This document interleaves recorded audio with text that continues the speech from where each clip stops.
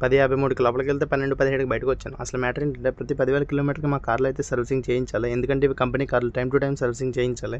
పైగా మా కార్లనేవి ఎక్కువగా రన్నింగ్‌లో ఉండడం వల్ల ఎక్కువగా సర్వీసింగ్ అయితే టైమ్ టు టైమ్ చేయించాలి. ఒకవేళ చేయించకపోతే కార్‌కి ఏదైనా ప్రాబ్లమ్ వచ్చినా దాని రెస్పాన్సిబిలిటీ మాదే.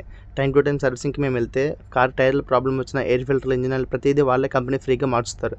ఎందుకంటే మా కార్లనేవి కంపెనీ కార్లు కాదు. ఇవి టొయోటా కంపెనీ నుంచి వాళ్ళు రెంట్‌కి తీసుకొని మాకైతే ఇప్పిస్తూ ఉంటారు.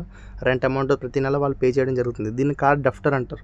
అంటే మన బైక్‌కి, కార్లకి ఇండియాలో కాయితాలు అంటారు చూడు, ఆ విధంగా ఇక్కడ కార్ డెఫ్టర్ అయితే ఉంటది. నేను వెళ్ళేసరికి అక్కడ 15 మందయితే నాకంటే ముందు క్యూలో రెడీగా కూర్చొని ఉన్నారు. ఆ 15 మంది కార్లు అయిన తర్వాత అయితే నా కార్ చేస్తాను, వెయిట్ చేయమని చెప్పారు. 10:53కి అయితే నేను లోపలికెళ్ళాననమాట. ఒక పని చేయమంటే ఎంతసేపైనా చేయొచ్చు. కానీ ఖాళీగా కూర్చోమంటే మనం అంతసేపు కూర్చోలేం. వెనకాల టీవీ ఉంది కానీ అదైతే పని చేయట్లేదు.